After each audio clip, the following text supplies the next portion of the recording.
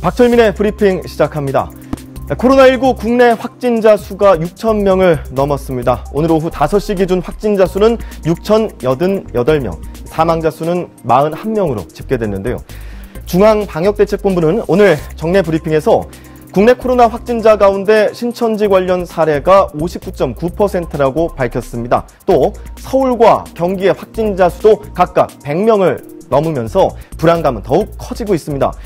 정부에서는 마스크 수급과 관련해 더 강력한 대책을 내놨는데요. 50%인 공적 판매 물량 비율을 80%로 늘리고 사재기를 막기 위해 약국의 정보망을 활용, 1인당 구매 물량을 주 2매로 제한하기로 했습니다. 주목할 정보도 있는데요. 국내 연구진이 코로나19에 대항할 수 있는 항체를 찾았다는 소식입니다. 한국화학연구원의 신종바이러스 융합연구단은 기존에 알려진 사스와 메르스 중화 항체가 코로나19 스파이크 단백질에 결합할 수 있다고 밝혔는데요. 여기서 중화 항체는 병원체를 무력화할 수 있는 항체를 말하고 스파이크 단백질은 코로나 바이러스가 세포 내에 침입할 때 활용하는 단백질을 뜻하는데요. 앞으로 코로나19 치료용 항체와 백신 개발에 박차가 가해질 것으로 기대됩니다. 또한 위기를 극복하기 위한 기부도 이어지고 있는데요. 행정안전부의 집계에 따르면 지난 1월 30일부터 시작한 국민 성금 모금이 한 달간 531억 원 모였다고 하고요. 마스크와 손세정제, 생활용품 등 기부 물품도 45만 점을 넘었다고 합니다.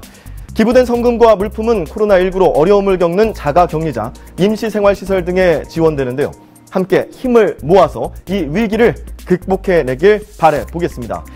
코로나19에 대한 정확한 정보 그리고 앞으로의 예측까지 좀 더 자세한 이야기는 TV민생연구소를 통해 전해드립니다.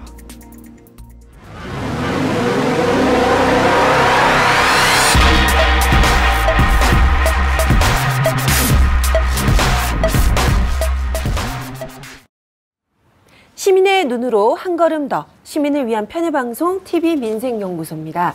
코로나19 국내 확진자 수가 6,000명이 넘었네요. 전 세계적으로도 그 수가 늘어나면서 시민들의 불안감이 더해가고 있습니다. 예, 한편 그럼에도 불구하고 서울 시민 기준으로만 해도 1,000만 명 중에서 100여 명이니까 10만 명 1명, 아주 확률이 낮고 그 100여 명도 대부분 완치가 가능한 수준이다라고 하니까 너무 공포에 시달릴 필요는 없다. 이런 이야기도 전문가들이 해주고 계시거든요. 제가 그래서 너무 공포에 젖을 필요는 없다는 이야기 저도 해보고 싶고요. 그 다음에 정말 코로나19 이 사태를 악용해서 가짜뉴스를 퍼뜨리고 가짜뉴스로 국민을 더 불안하게 만드는 사람들. 이거 정말 퇴치했으면 좋겠는데요. 네. 그래서 오늘 TV민생연구소 줄기차게 하고 있죠. 코로나19와 팩트체크. 그래서 여러분도 잘 아시는 국립암산대 명순곤 교수님 스튜디오에 모셨습니다. 교수님 어서 오십시오. 안녕하세요. 네, 안녕하십니까. 교수님 하나 먼저. 방금 확진자 추세가 그저께 600명, 어제 510명, 오늘은 430명 이렇게 확연히 100명, 200명 단위로 줄어드는데 이건 조금 희망적인 것을 봐도 될까요? 네, 숫자만 봐도 일단 어제에 비해서 오늘 이렇게 숫자가 조금씩 줄어드는 추세라는 거죠.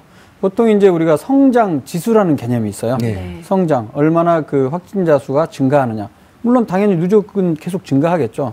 그런데 예를 들면 어제 증가한 사람들의 숫자를 분모에다 넣고 오늘 증가한 사람들 분자에다 넣었을 때 이 값이 1 이상이면 증가 추세고 이게 1보다 작으면 하락 추세인데 최근 3, 4일 전부터 29일인가요? 그때 정점을 900명 가까이 900명 갑자기 늘어나면 정말 겁이 났었죠. 그렇게 확 늘었다가 그 뒤로 계속해서 하락 추세였습니다. 지금. 그리고 더 좋은 소식이라고 해야 할까요? 검사 중인 숫자. 그게 그전에는 3만 건 이상으로 계속 매일매일 조금씩 증가했었거든요. 몇 천까지. 근데 최근 이틀 걸쳐서는 검사 건수가 3만 명대에서 2만 명대로 줄어들고 매일매일 조금씩 줄어들고 있어요. 그래서 저는 이거 정부에서 이 숫자 발표를 할 때도 항상 또 얼마 증가, 몇 명 돌파 이런 게 굉장히 무섭잖아요. 근데 거기에 플러스 어제보다 성장지수 얼마나 줄어서 하락 추세 이걸 꼭 좀 언급했으면 좋겠습니다. 네, 맞습니다. 네. 교수님 말씀 듣고 나니까 좀 안심이 되네요. 그러니까. 맞아요. 역시 명 교수님이십니다. 네, 그렇습니다. 교수님, 제가 얼마 전에 SNS를 통해서 어떤 문자를 받았어요. 코로나19 자가검진법 이런 게 내는 거예요. 내용이 10초간 숨을 참고 뭐 이렇게 기침이 나지 않으면, 불편함이 없으면 코로나19에 걸리지 않은 거다. 이런 얘기가 있어서 진짠가? 이런 생각이 들던데 이거 정말인가요? 대표적인 가짜뉴스죠. 아, 그래요? 요즘 저도 가짜뉴스와 왜곡 보도 정말 이게 코로나19보다 더 문제입니다. 이게 지금. 엉터리로 사람들 불안감을 조장하고 있고요. 그런 내용을 가지고 지금 현재 정부와 보건당국이 굉장히 열심히 대응책을 마련하고 있는데 계속 흠집 내려는 사람들이 너무 많은 것 같아요. 정말 싫습니다. 그런데 이 코로나19 자가진단법 이런 게 있더라고요. 자, 우리 같이 한번 해볼까요? 해볼게요, 저도. 10초, 그러니까 숨을 들여 마신 다음에 10초를 참습니다. 시청자 여러분들도 한번 해보세요. 네, 10초간 지금 참고 있습니다. 이렇게 10초까지 네, 기침도 안 나요. 참았을 때 맞아요. 답답해서 헉헉대거나 기침이 나오거나 힘들어하는 경우에는 그게 바로 코로나19다 이렇게 자가진단법으로 퍼져 있는 거예요. 상식적으로 생각해도 어때요? 좀 아닌 것 같은 느낌도. 지금 내가 예를 들어서 코로나19가 아닌 다른 호흡기 질환 혹은 심장 질환이 있는 경우에도 숨을 참기 힘들 수도 있겠죠. 그렇겠네요. 여러 가지 원인이 있을 수 있는데 그걸 꼭 코로나19라고 이렇게 진단한다? 이거는 전혀 과학적이지 않고요. 또 그 배경에 뭐 폐섬유화증이 있기 때문에 숨 못 참다 그러는데 폐섬유화증이란 건요. 이게 폐포가 가장 말단 부위 공기, 산소, 혈액이랑 그 이산화탄소가 교환되는 부분이거든요. 근데 이게 염증이 있게 되면 폐포 이 꽈리, 허파꽈리 사이사이에 조직이 염증이 생겨갖고 이게 두꺼워지는 거예요. 그렇게 되면 정상적으로 산소와 이산화탄소를 교환할 수 있는 정상적인 폐포가 적기 때문에 그 상태에서 폐섬유화가 되면서 숨도 찰 수는 있습니다. 하지만 이런 폐섬유화 상태는요. 현재까지 보고로는 코로나19 앓고 지나가서 이게 폐섬유화로 남았던 보고는 아직까지 공식적으로 발표된 바는 없습니다. 물론 그 사망한 사람의 부검한 폐에서는 그런 폐 조직이 손상된 부분은 일부 보고는 되고 있지만은 전형적으로 폐섬유화는 아직까지 후유증으로 등록된 것들이 아니고요. 폐섬유화는 제가 병원에서 보는데 어떤 분들을 보냐면요. 검진센터에서 폐CT를 해보면 주로 이제 폐암 환자에서 이 폐 흉부 쪽에 방사선 치료를 하신 분들한테는 폐섬유화가 잘 생길 수가 있어요. 그 외에 이제 특수한 뭐 성면이라든가 규소라든가 이런 물질이나 아니면 특정 폐렴 혹은 약물 때문에 생기고 있는 거지 아직 코로나19는 관련성이 좀 없어 보입니다. 네, 좋습니다. 교수님, 아까 이제 언론에 대한 일간도 속이 시원했는데요, 저도요. 그 코로나19 자가진단 앱이라고 이것도 막 돌던데, 요건 또 신빙성이 있는 건가요? 이거 정부가 배포한 그 코로나19 자가진단 애플리케이션 앱이 있습니다. 그런데 이 앱에 따르면 사실 이거는 특별히 앱까지 안 만들어도 알 수 있는 그런 내용이에요, 사실은. 예를 들어서 우리가 코로나19의 가장 전형적인 증상이 대표적인 게 지금 검사의 기준이 뭐냐면 37도 이상의 발열, 그리고 기침, 인후통, 호흡곤란 등 증상이 있습니다. 이 증상을 체크해서 만약에 이 증상이 내가 다 있거나 많이 있다. 그럴 때는 이제 의심해 볼 수 있다는 것이죠. 하지만 이것만 갖고 진단이 내려지지는 않습니다. 왜냐하면 이 증상만 갖고도 우리 의사들조차 이게 감기인지 독감인지 코로나19인지 증상만으로는 모릅니다. 검사를 해봐야 알 수가 있죠. 네, 그렇군요. 자, 두 번째 팩트체크 들어가도록 하겠습니다. 교수님, 손소독제는 그래도 좀 이렇게 잘 꼼꼼히 사용하면 효과가 있다는 얘기는 있는데 요건 뭔가요? 헤어 드라이기 바람으로 코로나19를 뭐 박멸할 수 있다.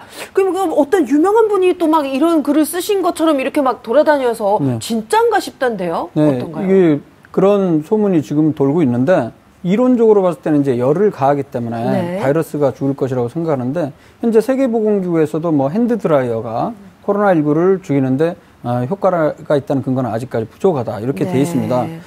그리고 이제 사실 원래 온도가 높아지면 바이러스의 복제량이 줄어든다는 거는 연구 결과는 있습니다. 그리고 습도가 높아졌을 때도 바이러스 증식을 억제할 수 있다고는 돼 있지만 헤어드라이기를 통해서 우리가 코로나19를 예방할 수 있다는 근거는 아직까지 부족합니다.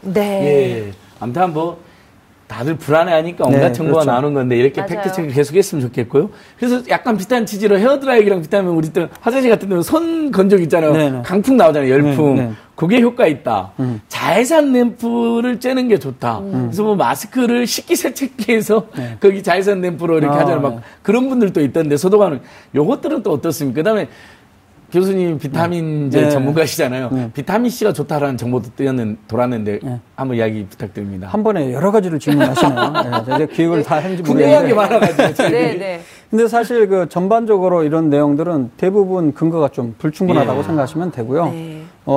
사실 그 자외선 같은 경우에는 뭐 마스크 같은 경우에는 약간의 그 바이러스를 죽일 수 있다는 그런 논문들이 나오고는 있습니다만 지금 뭐 손 건조기부터 시작해서 여러 가지 자외선 램프나 이런 것들도 아직까지 확실한 근거는 없습니다. 특히 이제 비타민C를 고용량으로 복용을 하게 되면 항바이러스 효과, 항산화 효과로 예방에 도움이 된다고 이렇게 되는데 그것은 이제 실험실 연구나 쥐를 대상으로 동물 실험에서 나온 이론적인 배경에 불과하고요. 네. 실제 이것이 독감 비롯한 여러 가지 바이러스 질환, 특히 코로나 바이러스에 효과가 있다는 근거는 아직까지 없습니다.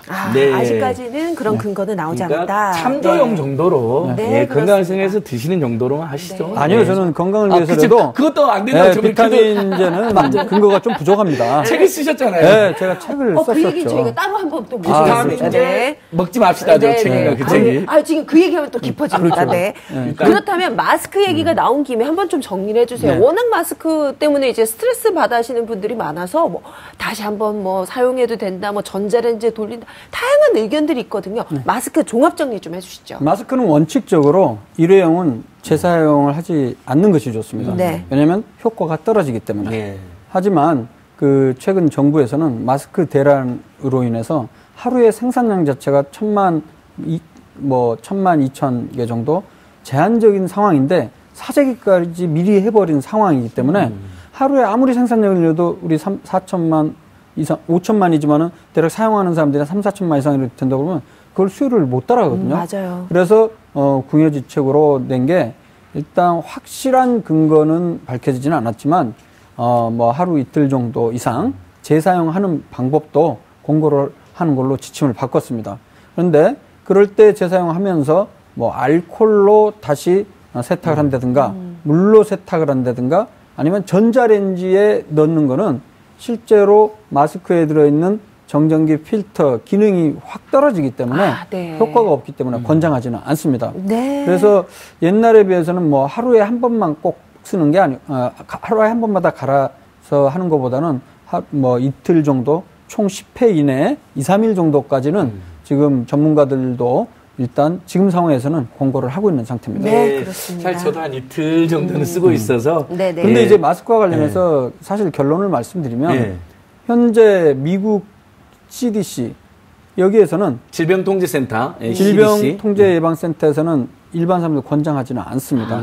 우리나라에서도 일반적으로 다 권장하는 건 아니고 의료기관 방문하는 사람, 노령, 임산부, 만성질환이 있는 기저질환자, 그리고 밀접 접촉을 해야 되는 상황에서는 착용을 권고하고 있고 그 외에 바깥에 열린 공간에서 나 혼자 다닐 때 혹은 혼자 밥 먹고 있을 때 이럴 때는 굳이 쓸 필요가 없다. 맞아요. 그래서 뭐 쓰지 말라는 건 아닙니다. 하지만 필요한 사람들, 고위험군이나 의료기관에 필요한 마스크까지 너무 사재기를 하는 부분은 좀 지양이 돼야 되지 않겠나 그런 생각입니다.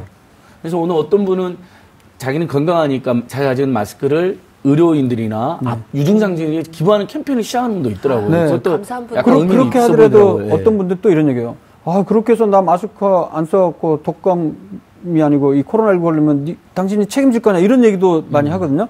근데 최근에 그런 연구 결과들이 있어요. 이전에 나온 임상시험을 종합해 보니까 8편 중에 8편은 마스크를 평소에 착용하나 안 하나 독감 예방에 근거가 없다는 연구 결과까지 이미 나와 있는 상태예요. 그래서 이 부분은 상당히 논란이 되고 있긴 한데 그렇기 때문에 현재로서는 근거로 봤을 때 위험률이 높은 사람에 있어서는 만약을 대비해서 효과가 아주 크진 않지만 착용하는 건 맞는데 건강한 사람이 많은 사람이 모이지 않은 공간에서 굳이 착용할 필요는 없다는 걸 말씀드리고 싶습니다. 명 교수님 저희 잘 참조가 됐고요. 마지막으로 명 교수님 이 사태가 이제 좀 잡힐까요? 가닥이 너무 일부 언론이 겁을 주니까 저도 누구도 모릅니다. 하지만 맞아요. 첫 번째, 사스나 메르스도 같은 코로나 바이러스 계열이거든요. 이거는 우리나라 한에서는 종식이 됐습니다. 수개월, 몇 년에 걸쳐서. 그래서 종식이 될 가능성이 높고요. 하지만 이 감염력이 높은 이런 특성 때문에 오히려 토착화돼서 계절성 독감, 예를 들어서 2009년도에 신종플루가 아예 계절성 독감으로 토착하는 것처럼 이것도 토착화 될 수 있는데 그러면 굉장히 그 무서운 거 아니냐 그런데 그렇지가 않습니다. 참고로 폐렴 같은 경우는 우리나라에 1년에 몇 건 생기는지 아십니까? 130만 건이 생깁니다. 130만 건이요? 130만 건이면 하루에 몇 명씩 생기는 겁니까? 와, 어마어마하네요. 우와. 하루에 그 몇천 건씩 생겨요. 그리고 안타깝지만 사망하시는 분들이 5% 이상 사망하시거든요. 1년에 2만 명 이상이 사망하고 있습니다. 그걸 매일 카운트하면서 하루에 7,000명, 8,000명 폐렴으로 사망하셨습니다. 이걸 발표할 필요는 없잖아요. 그렇죠. 겁도 안 먹기도 네, 하고. 치사율 사실. 자체가 현재로서는 뭐 1% 미만으로 보고되고 있고요. 나중까지 가서 좀 올라갈지라도 폐렴의 치사율 5%보다는 좀 낮을 것으로 추정이 되기 때문에 너무 걱정은 하지 마시고 또 하나는 이제 백신이나 치료제도 개발될 가능성은 존재하기 때문에 너무 불안에 떨지 않았으면 좋겠습니다. 네, 교수님 말씀대로 저희 너무 불안한 마음은 좀 접어두셔도 될 것 같습니다. 오늘 힘이 많이 납니다. 네, 지금까지 때문에. 명승건 국립암센터 가정의학과 교수님이셨어요. 감사합니다. 고맙습니다. 네. 자, 코로나19가 일상을 많이 바꾸고 있는데요. 자, 특히 생계 위협을 받는 분들이 많다고 합니다. 부르면 달려가는 남자 구봉기 소장님이 이번에도 민생의 부름을 받고 달려갔다고 합니다. 화면을 함께 만나보시죠.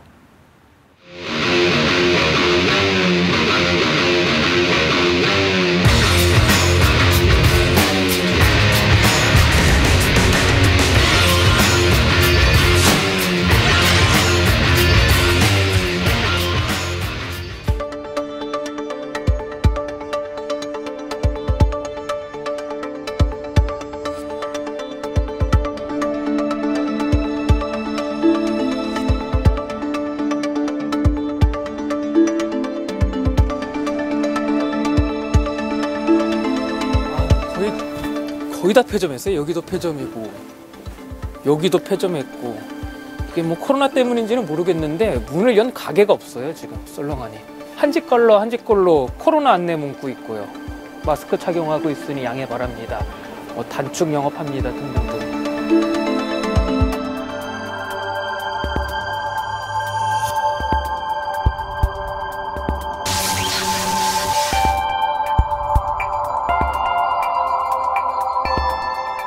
안녕하세요. 저희 TV민생연구소에서 나왔는데요. 안녕하세요. 네. 옷가게인데 옷가게도 네. 타격이 있어요. 코로나19.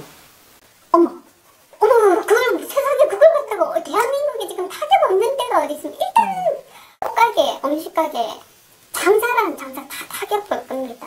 저희 거의 바닥이라고 봅니다. 2월 22일부터 3월 4일까지 그 기간 동안에 총 매출인데 신용카드로는 70만 원 팔았고 현금으로는 10만 원 파셨네요. 지금. 저희가 하루에 최하 못 팔아도 100만 원을 팔아야만이 월세 내고 그 다음에 뭐 내고 이래야 되는 게 그걸 만든 건데 지금 딱 80만 원을 팔았습니다. 울고 싶은 게 아니라 죽고 싶습니다. 이때까지 나 이런 적 처음이에요. 아마 다들 그럴걸요. 2020년은 망했어요. 장사.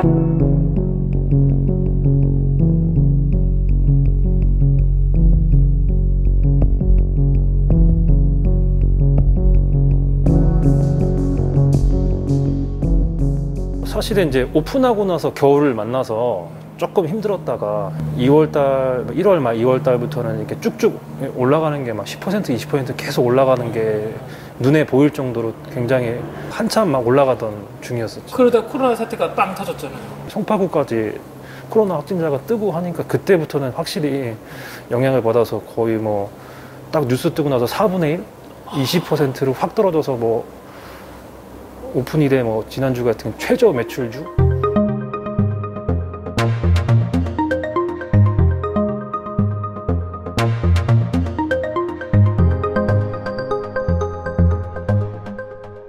이게 어떻게 하면 두어 달이면은 이제 그래도 잘 버틸 수 있을 것 같은데 길어지면 저도 좀 서로 이제 안타까운 판단을 해야 되는 거니까 이제 그게 좀 이제 지금 제 숙제죠, 지금. 지금 만약에 이 상태가 장기화 된다고 하면은 네네. 최대 몇 달 버티실 수 있으세요? 지금 전혀 뜻밖의 상황이 돼서 맥시멈 2달을 버티면 판단을 저도 해야 되지 않을까.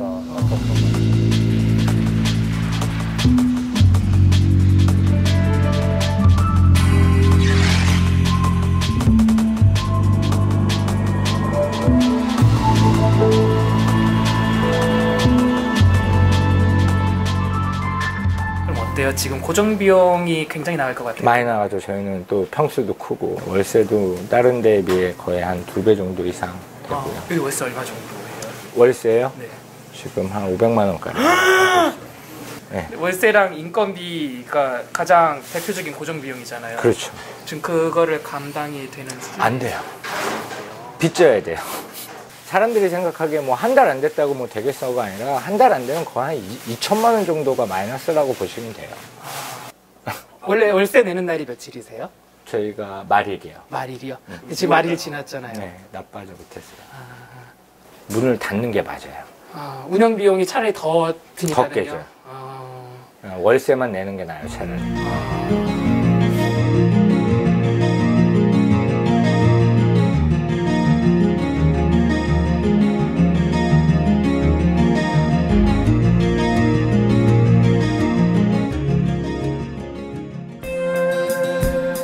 코로나19 사태로 이렇게 문을 닫은 가게들, 그리고 임시 폐업을 하고 있는 가게들이 많아지자 착한 건물주들이 나섰습니다. 임대료를 낮춰주는 건물주들이 바로 그들인데요.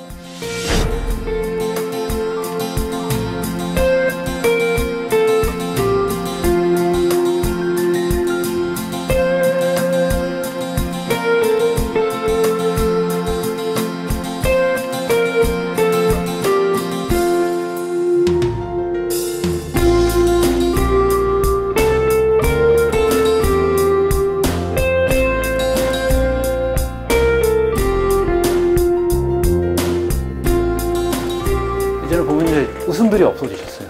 손님 한 분 못 받고 가시는 분들 뭐 하고, 임대료 걱정, 인건비 걱정, 여러 가지 뭐 세금 문제.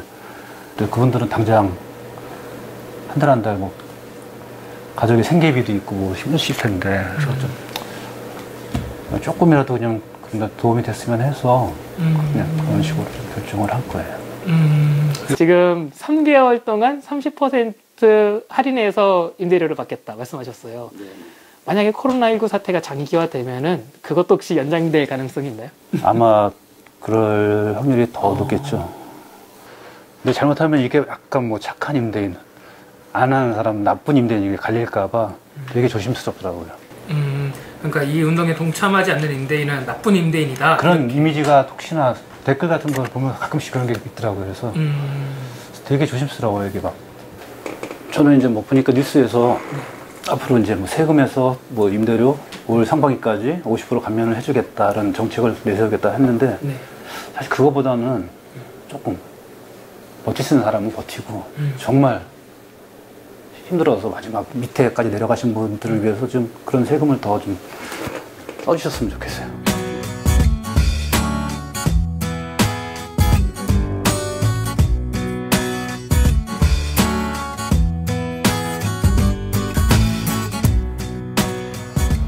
뭐 사실 이게 건물주 입장에서도 이렇게 감면한다는 게 쉬운 일은 아니잖아요. 왜냐면은 이제 월세를 깎아주시는 만큼 뭐 이제 건물주는 아무래도 덜 갖고 하는 거니까. 그런데 이제 고지서라고 그러죠. 그거 직접 주시면서 이제 이렇게 뭐 힘내라고 말씀도 해주시고, 30% 감면해 주셨다고 했어요. 그럼 월세 30% 감면이면은 그 돈이면은 조금 더 숨통이 트여요?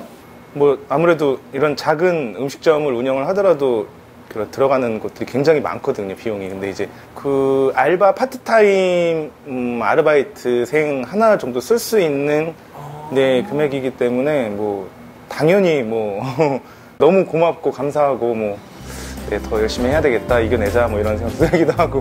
그랬죠.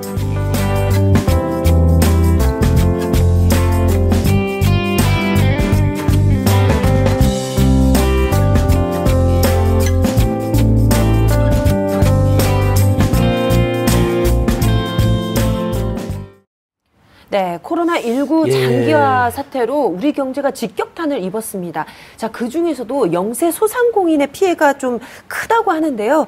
자, 구봉기 생활경제연구소 구봉기 소장님과 얘기 함께 나눠보도록 하겠습니다. 안녕하세요. 네, 안녕하세요. 네. 예, 구소장님 정말 우리가 밝은 마음으로 중소상공인 살리 운동하는데 요즘은 그럴 수가 없어요. 너무 타격이 큽니다. 지금 중소상공인 자영업자들 거의 죽을 맛이다 이렇게도 과언이 아니겠죠? 네, 계속 어떻습니까? 제가 아까 영상에 나오잖아요. 죽고 싶다고 말씀하잖아요. 실제로 그러니까. 현장 가보니까는요, 어디가 제일 심각하냐면요, 고용원 있는 자영업자들이 제일 힘들어요. 왜 그러냐면은 숨만 쉬어도 직원들 임금을 계속 줘야 되거든요. 그러니까 임대료 내고 인건비까지 내야 되니까 재료비 이 세 개가 제일 많이 드는데. 그래서 제가 가서 많이 드린 질문이 이거예요.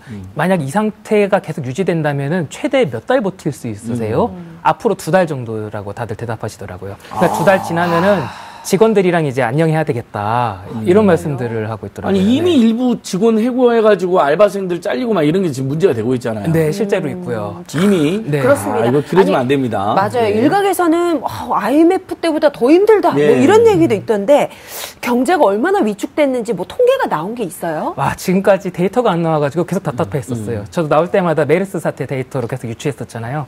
근데 근래에 괜찮은 데이터가 나왔어요. 근데 생각하고 있는 것 그대로예요. 그 막대 그래프로 정리된 데이터인데 그거 보면서 한번 말씀드릴게요.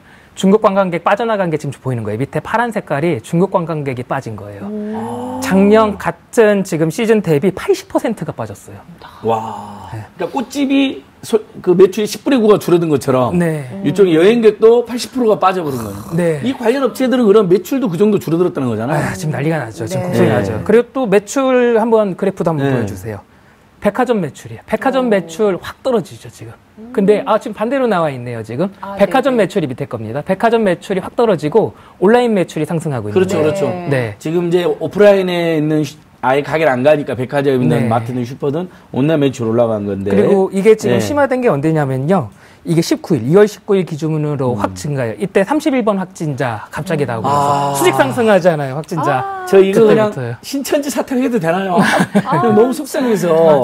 그때 특히 심해졌다는 거잖아요. 네, 데이터로 그게 다 나와요, 지금.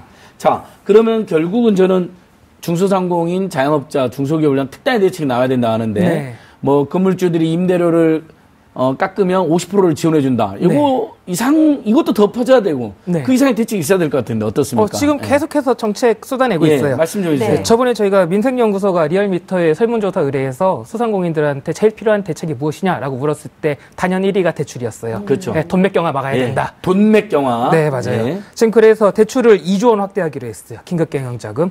그리고 아까 말씀하신 것들, 임대인들이 자발적으로 임대료 인하하는 것들에 대해서 정부가 임대료 인하분의 50%를 세금을 받지 않기로 했어요. 그 부분 지원해주기로 했고, 서울시도 내놓는 거 있어요. 서울시가 보유한 공공상가가 많아요.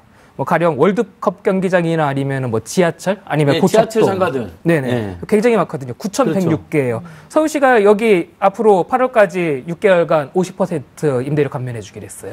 그리고 임대료 못 내시는 분들 계실 수 있잖아요. 8월 때까지 안 내도 된다. 8월에 몰아서 내라. 그리고 제가 오늘 방송국 오다가 서울시가 기가 막힌 대책 하나 내놨어요. 제가 아까 자영업자분들 만나고 오면서 가장 안타까워했던 게 앞으로 2달간 더 길어지면 우리 가족 같은 직원들 해고해야 된다. 이 얘기 나왔었잖아요. 우선 아르바이트생들부터 가장 먼저 말을 해야 될 것 같다. 이런 말을 했는데 서울시가 방금 발표를 했는데요. 청년들 아르바이트 하던 중에 코로나19 사태 때문에 해고당하잖아요. 이분들한테 대해서 2달 동안 50만 원씩 2달 100만 원 주겠어요. 그러니까 지금 코로나19로 어쩔 수 해고되신 분들에게는 일단 긴급 생활 임금을 주는 거네요. 50-50을. 그리고 시청자분들 지금 꼭 아셔야 될 게 이게 정말 대단한 게 뭐냐면요. 아르바이트생들 근로계약서 작성 잘 안 하잖아요. 근로계약서 없어도 돼요. 근로계약서 없어도 되고요. 서류 같은 것들 사진으로 찍어가지고 그냥 보내주면 돼요. 그러니까 이제 입증할 수만 있으면 된다는 거잖아요. 그렇군요. 방금 전에 저도 오면서 보니까 민주당 의원들이 긴급 생활 자금을 국민에게 지원해 줘야 된다. 50만 원에도 100만 원. 이런 것도 있는데 이게 맞는 것 같아요. 지금 당장 먹고 살기가 어려워져 버린 분들이 분명히 있으니까. 근데 저는 너무 그래도 함께 사는 대한민국 희망이 느껴지는 게 임대료 인하 운동이 전국적으로 번지고 있는 거 아닙니까? 네, 맞아요. 오늘 또 화제가 된 게 배우 박은혜 씨가 3월달 임대료를 문자로 다 인하로 통보를 해준 거예요, 임차인들한테. 그러니까 그게 큰 화제가 됐더라고요. 너무 감사하더라고요. 아는 연예인이시죠? 아니요, 제가 개그맨들밖에 몰라가지고 좀 친해두겠습니다. 박근혜 MC가 저 같은 경우는 임대료 인하해주고 싶은데 건물이 없어가지고. 이 착한 임대인 운동 참 화제가 되고 있던데 얘기 좀 해주세요. 이게 사실은 전주에서 먼저 시작됐어요. 한옥마을인가요? 네, 맞아요. 2월 12일이요. 저 사실 이거 처음 기사 보고 되게 뿌듯했던 게요. 전주시에서 작년에 저를 4번 불러가지고 건물주 앞에서 강연해달라 그랬어요. 젠트리피케이션 전문가를 건물주 앞에서 강연을 시켰어요. 그래서 상생 좀 호소하게 해주세요라고 하길래 제가 이렇게 매출은 요동치는데 임대료는 고정값이라서 너무 힘들다. 우리 상생합시다라고 계속 호소했거든요. 근데 여기서 처음에 딱 저희가 임대료 낮춰드리겠습니다. 시작한 거예요. 그렇게 해서 이게 전국적으로 지금 퍼져서 가수 B 같은 경우도 세입자들한테. 그러니까 훈훈한 소식이었어요. 네. 가수 B는 어떻게 돼요? 가수 B 지금 나오잖아요. 네. 우리 B님도 50%만 받겠다라고 얘기를 했어요. 정말 그걸 가수 B님만 이야기해요. 부부가 같이 결정했겠죠. 가수 B님과 김태희님이 같이 한 거죠. 이렇게 그렇습니다. 부부를 동시에 칭찬해줘야 됩니다. 그래서 이렇게 50%를 이렇게 깎아준 착한 임대인들을 위해서 서울시에서도 뭔가 보완한 정책이 있다면서요. 서울시에서 정책이 나오지는 아직 않았어요. 지금 얘기만 나오고 있고. 나온 김에 조금 오해를 하나 불식시켜드리고 싶은 게 뭐냐면요. 지금 건물주 지원해주는 부분에 대해서 굉장히 말들이 많아요. 그걸로 차라리 자영업자한테 현금을 지어주는 게 낫지 않느냐 이런 말씀들을 하는데 사실 이거 현장 잘 모르시는 분들이 하는 소리예요. 그렇죠. 왜 그러냐면 이제 생각을 해보자고요. 자영업자한테 현금을 지원해줘요. 그럼 그 돈은 어디로 갈까요? 임대료 내는 데 가요. 어차피 자영업자한테 지원해주면 그게 건물주한테 흘러들어가거든요. 근데 자영업자분들 같은 경우는 그 서류 꾸려가지고서 가가지고 신청하고 이렇게 하기 너무 힘들어요. 근데 건물주한테 그렇게 지원을 해줘버리면 그 서류 꾸리는 노동 같은 것들은 다 건물주가 하고 그냥 전화 한 통으로 임대료 할인을 해주니까는요. 사실 이거 굉장히 좋은 정책이에요. 행정적 절차로도 굉장히 좀. 그다음에 금액으로도 자영업자한테는 50만 원 지르면 50만 원만 보탬이 되지만 그렇죠. 지금 건물주한테 건물주가 100만 원을 깎으면 50만 원을 주기 때문에 그렇죠. 똑같은 50만 원 해도 건물주가 100만 원을 깎으면 자영업자는 100만 원이 생기는 거잖아요. 네. 50만 원에 2배가 생기는 거잖아요. 거네요. 이게 이렇게 유도하는 게 맞는 거고 그게 모자랄 때 자영업자 직접 지원이 병행되면 되는 거 아닌가요? 그렇죠. 맞아요. 그러니까 저도 그 논란을 봤거든요. 좀 불필요한 논란이라는 생각이 들더라고요. 대척점으로 놓고 있어요. 이 정책이 들어가면 다른 정책이 못 들어간다. 이런 논리로 사고를 좀 하시는 분들이 계시더라고요. 임대료 낮추기 운동 말고 또 뭐 추가로 어떤 대책이 필요할까요? 저는 사실 지금 마음 같아서는요, 헬기에서 현금 살포했으면 좋겠어요. 네, 근데 지금 감염병 전국이라서 그러기는 힘들 것 같고, 그래도 지금 자료를 좀 찾아보다 보니까 오늘 마침 국회에 추경 예산안 올라갔어요. 11조 7천억 규모인데요. 그 중에 2조 원을 상품권으로 뿌려요. 지금 소비 진작하려고요. 지금 아동수당 받고 계신 분들 있죠. 아동수당 받고 계신 분들한테 10만 원씩 4개월. 네, 지원하기로 그러니까 했고. 아동수당 플러스로 해서 주는 그렇죠. 거죠. 10만 원 더 추가로 상품권 주는 거예요. 의미가 있습니다. 네, 그래서 기초생활보장수급자하고 있잖아요. 여기도 1조 원가량 지역사랑 상품권 지원해주기로 했어요. 사실 이 부분 관련해서 저는 현금이면 더 좋겠다라고 생각을 하고 있고, 그리고 또 일각에서 이런 비판도 있어요. 지금 추경하면서 10조 원 정도로 국채 발행했어요. 그러면서 지금 나라비는 너무 느는데 이거 문제 아니냐 이런 말 하고 있는데 이것도 오해도 제가 불식시키고 갈게요. 이번에 그 계산해 보니까는요, 이번 추경까지 감안해도요, 지금 국내 총생산, 그러니까 GDP 대비 41.2%가 지금 부채예요. 그럼 이게 많은 건가, 국가 부채가 따져보자고요. 근데 OECD 평균이 110.5%예요. 우리가 재정 건전성이 아주 뛰어나네요. IMF하고 OECD가 대한민국 정부 돈 더 쓰라고 난리잖아요. 네, 그렇습니다. 아유, 맞습니다. 이럴 때일수록 또 추경을 통해서 우리 시민들의 좀 숨통을 틔워놔야죠. 네, 그렇습니다. 저는 온 국민한테 50만 원씩 주자는 그 다음 커뮤니케이션 전 대표 이재용 대표님 제안이 맞는 것 같아요. 지금 50에서 100만 원씩 온 국민 또는 저소득 중심으로 줘야 된다고 생각합니다. 재난 기본소득이라고 해서 지금 얘기 나오고 있는데요. 재난 기본소득 빨리 줘야 된다고 생각합니다. 네. 참 이렇게 힘들 때일수록 힘을 뭉치고 또 아이디어도 좀 이렇게 많이 내서 좀 우리 생활에 너무 힘드신 분들 좀 그러니까 마음을 좀 편하게 해드리는 그런 제도들 많이 생겨났으면 좋겠습니다. 지금 구봉기 생활경제연구소 소장님 오늘 말씀 감사합니다. 네, 수고하셨습니다. 감사합니다. 네.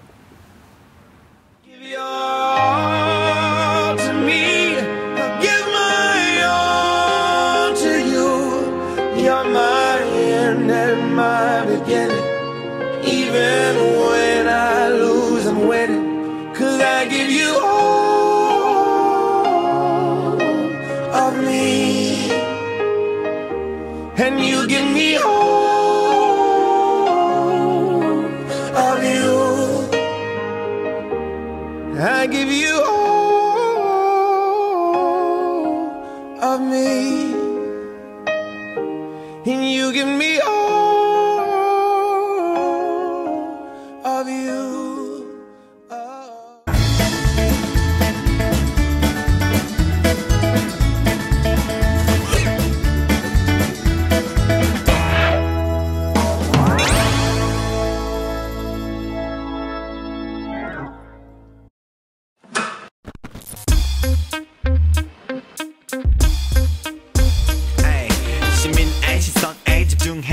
나에게 딱 맞는 채널 TV에서 봤어.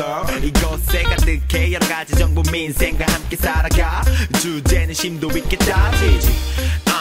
팩체크 현장 취재를 위한 목소리 지방 곳곳 퍼지지. 단 하나면 되지 나는 딱 하나면 되지. 본격 시민 편파 방송 TV 민생연구소. 네, 코로나19가 모든 이슈를 집어삼켰다고 해도 과언이 아닌데요. 자, 3월 8일 여성의 날도 그렇습니다. 하지만 대한민국의 여성 문제, 우리 민생 이슈에서 정말 또 중요한 이슈 아니겠습니까? 꼭 다뤄야 되는데요. 그래서 오늘 자세한 얘기 함께 나눠보도록 하겠습니다. 배진경 한국여성노동자의 대표 나오셨습니다. 안녕하세요. 안녕하세요. 반갑습니다. 배 대표님, 우리 38 여성의 날은 사실 여성들만의 날이 아닙니다. 그렇죠. 성평등과 휴머니즘을 응원하는 모든 인간들의 날이어야 되고, 그럼요. 특히 성차별에 시달린 여성들과 연대하기 위해서 남자들도 고민을 깊이 해야 되는 날이라고 생각하고, 저도 다시 한번 성찰해 보겠습니다. 네. 감사합니다. 공식 페미니스트 우리 안진거 소장님. 페미니즘을 제대로 따라 실천을 못 하고 있습니다. 네. 죄송합니다. 예. 대표님 같이 합시다. 예, 노력하겠습니다. 네네네. 대표님 이거 하나 여쭤볼게요. 모르시는 네네. 분들 많을 것 같아요. 네. 3월 8일 여성의 날의 상징이 빵과 장미라고 하더라고요. 네네. 근데 이 빵과 장미가 어떤 의미가 있는 거예요? 일단 빵은 우리가 먹는 거잖아요. 빵은 생존권과 노동권을 뜻합니다. 네. 우리가 일을 하고 그것에 대한 정당한 대가를 받고 생존을 할 수 있는 권리.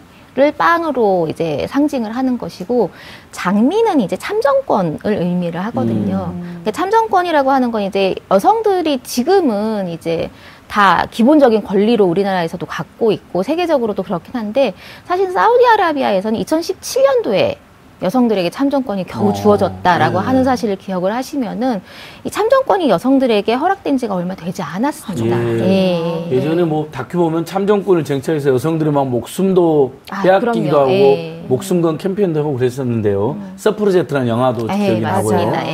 그래서 여성의 날에 저는 제일 짚어보고 싶은 문제가 이거였습니다. 일상적인 성차별도 여전하지만 저는 제일 그게 서로 똑같은 일하는데 임금 격차가 맞아요. 올 시대 제일 세다 한국. 저는 너무 부끄러운 통계도요. 아니 같이 일했는데 임금을 그렇게 차별적 주나요? 통계가 나온 것도 있잖아요. 실태가 어떻습니까? 그렇죠. 사실 우리나라가 그 OECD 국가들 중에서 성별 임금 격차로는 1위예요. 네. 아이고 독보적이네요. 지금 보니까요. 빨간색이 대한민국이죠. 저게 2016년 통계인데요. 그러니까 OECD가 성별임금 격차라고 하는 통계를 집계한 게 2002년도부터였습니다. 근데 단 한 번도 1위를 놓친 적이 없습니다. 그래프를 보시면 아시겠지만 저기서 이제 일본하고의 그 포인트 차이도 10%포인트 이상 차이가 나고 있어요. 참. 저는 할 말을 잃어버렸습니다. 그러니까요. 죄송해서. 저희가 통상 1위라고 하면 좀 좋은 데서 1위를 하면 참 기분이 좋을 텐데 너무나도 안타깝고 아쉬운 부분입니다. 그렇죠. 자, 그런데 여성, 남성이라고 해서 이렇게 임금 격차가 나는 거 정말 말이 안 되는 상황이죠. 실제로 여성들의 목소리를 저희가 함께 들어보도록 하겠습니다. 함께 보시죠.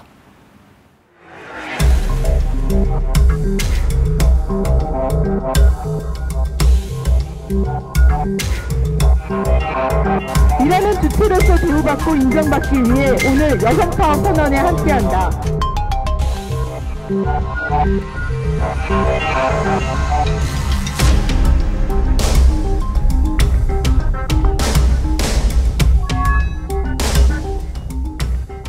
결혼 전에 이제 의료계 디자인 회사를 다녔는데 대체적으로 디자이너들이 여성 노동자가 대부분이거든요. 성별에 따른 임금 격차가 관행적으로 그렇게 이루어져 왔더라고요. 급여가 더 많이 일을 했는데도 더 적다는 거를 되게 늦게 알았거든요. 이거는 차별이다라는 거를 느끼고. 취업할 때 엄청 뭐 외모 용어 같은 걸 따지고 사실 남성들도 요새 안 따지지는 않는 것 같아요. 근데 이제 외모에 의한 평가를 받고 여성들이 훨씬 심하죠. 그러니까 직무 능력과 전혀 무관한 것들로 평가되는 게 사실 되게 차별이잖아요.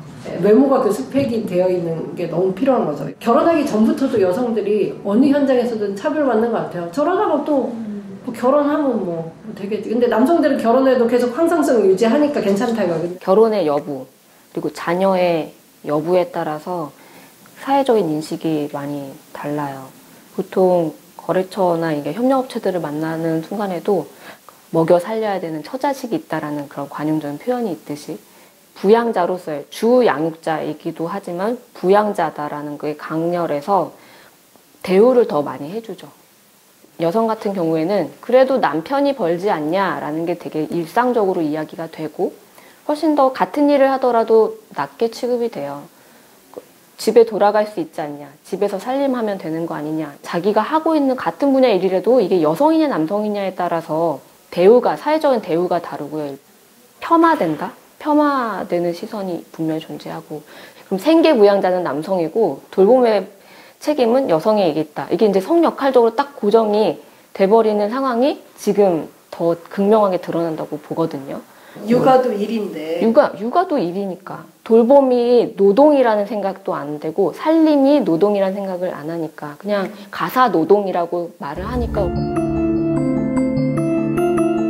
2월 12일에 여성가족부가 2019 경력단절 여성 경제활동 실태조사 결과 발표했어요. 이게 육아휴직을 갔던 여성 10명 중에 6명이 직장 복귀를 못했다고 나오거든요. 여성 노동자 절반 이상이 고용 단절을 실제로 겪고 있는데 무슨 성평등이냐라고 생각하고, 그래서 결혼도 안 하고 출산도 안 하고 이렇다고 생각하는데, 그 고용 단절 문제를 기준으로 이렇게 대한민국 여성 상황을 좀 바라보면 심각하다.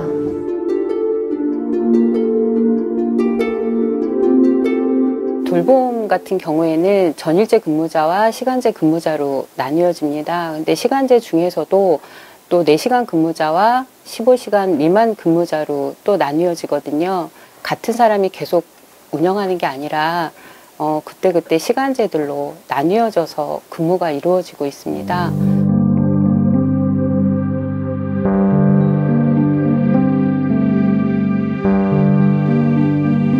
돌봄이라는 것 자체가 여성의 일자리라고 생각하시는 것 같아요. 이제 여자들 같은 경우에는 이제 집에서 이제 아이들 양육이나 이런 걸 하다 보면 직장을 그만두는 경우가 많고, 경력이 단절되어 있다가 새로운 일자리를 구하게 되면 현재는 전일제 일자리를 구하기가 굉장히 어렵고요. 쉽게 접할 수 있는 게 시간제 일자리인 것 같아요. 근데 막상 들어가서 보면 그 일자리가 제대로 된 일자리가 아니라 다 쪼개기 시간제 일자리이기 때문에 사실 직장 생활을 한다라고 할 수는 없고요. 저희가 지금 한 100만 원이 기본급이 안 되고요. 연차에 상관없이 들어오면 이제 무조건 시간제는 기본급이 얼마, 전일제는 기본급이 얼마 이렇게 정해져 있어요. 투잡을 위해서 여러 가지 일자리를 또 알아보시고 직접 또 종사하시는 분들도 계시죠.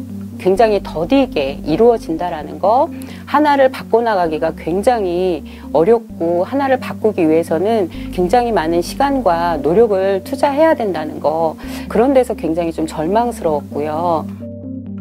또 이중고가 직장 생활을 하면서도 양육은 양육대로, 또는 직장 생활은 직장 생활대로, 가정에서의 생활은 가정에서의 생활대로 다 무리 없이 차질 없이 해야 된다라는 그런 어깨가 굉장히 좀 무겁거든요. 나는 도대체 어디에다 포커스를 두고 내가 집중을 해야 될까? 그렇지만 안정적으로 제대로 된 대우를 해준다면 저희도 조금 더 그 밖에 나와서 쏟는 에너지를 제대로 온전히 쏟을 수 있다라고 보거든요.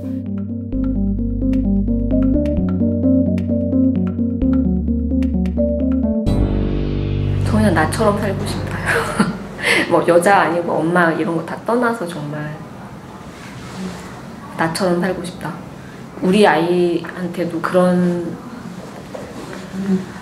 삶이었으면 좋겠다. 부당하게 차별받는 사람들이 없는 세상이 좀 되면 좋겠죠. 그러니까 그러면 이제 저도 좀 있으면 이제 늙었다고 차별받고 여러 가지 새로운 이유로 계속 차별받을 텐데 그냥 차별 없는 사회에서 살고 싶다.